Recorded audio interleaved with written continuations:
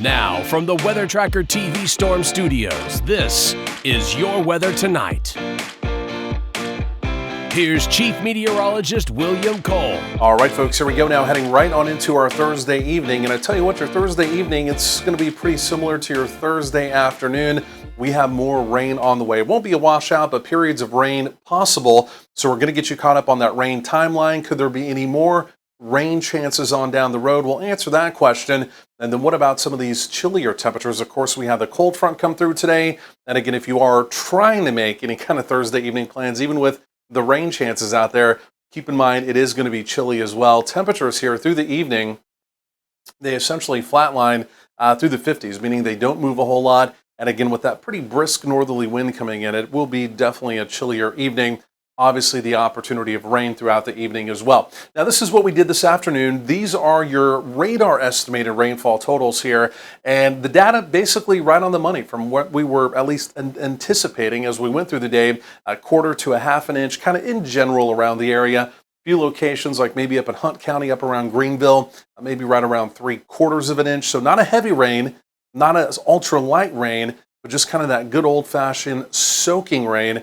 Essentially exactly what the drought doctor ordered, exactly what we needed here in North Texas. So these are your top 5 in the rain gauge totals, right? In the actual rain gauge at the official reporting site. Sometimes this data delays a little bit, but right now it looks like Terrell about 4/10 of an inch. Sulphur Springs just a little less than a quarter. And again, you can see Bonham, even the Paris area there, again, right around 1/4 of an inch as well. We'll kind of keep our eye on that graphic and watch that continue to update as we go through the evening. So here's radar. Again, you can still see things are pretty spotty out there. A little bit more in the way of better coverage right now in our southeastern counties. A little bit more in the way of maybe some moderately heavy rain down there. Again, elsewhere it's pretty spotty. And again, generally speaking, going through the evening, it's going to be a lighter rain. But again, looking off to our southwest here, you can still see down across parts of hill country. I mean, there's still more rain on the way, right? So this entire shield will move up and through the area as we go through the evening. I think after midnight is truly when we do begin to taper off the activity. As I mentioned, it's moving from southwest to northeast. And again, this is a pretty classic El Nino pattern here, right? Where we get moisture, little impulses coming up here on the subtropical jet. And as we go through this winter, specifically towards the end of December, January, into February, this pattern can become even more energized and sometimes can mean a wetter winter, and sometimes even for wintry precipitation can begin to stack that up a little bit as well. Obviously, we're not talking about anything with that right now whatsoever. Again, this is just a cold rain out there. But as we go through this evening, as we go through tonight, there goes the activity. Again, it continues to push off to the east.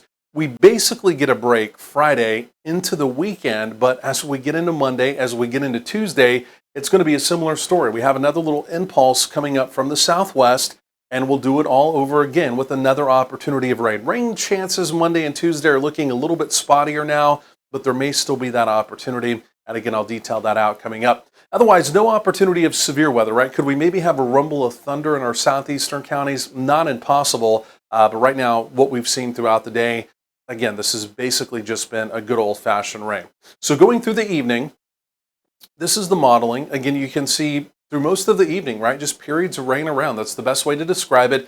There's 2:30 in the morning. Notice by 2:30 a.m., we begin to taper this activity off. By sunrise tomorrow morning around 6 a.m., 5:30, 6 a.m. in the morning, we're truly tapering this off. Could be a couple isolated showers. Then we may have a few peaks of sun tomorrow as we go through the afternoon. And then as we get into Saturday, maybe a couple isolated showers in our southern counties. And again, some cloud cover on Saturday trying to build back in. But again, overall, still a really good looking weekend, fall-like weekend. And again, by the time it's all said and done, a lot of locations right around a half an inch of rain. So overnight lows here, generally in the upper 40s to right around 50. Again, you can see it's a more than likely opportunity of rain as we go through the overnight. And then as we go through tomorrow, again, a lot of locations right around 60 for a daytime high. And we'll trim the rain probabilities down to mainly just our southern counties as we go through the morning, and then really tapering everything off as we go through the afternoon. Back down into the upper 40s to right around 50. That would be for Friday night, Saturday morning. And then as we go through Saturday, again, upper 50s to some lower to mid 60s around the area, just a touch milder as we get into Saturday. Otherwise, the rest of your weekend really looking good. You can see temperatures there through the 60s.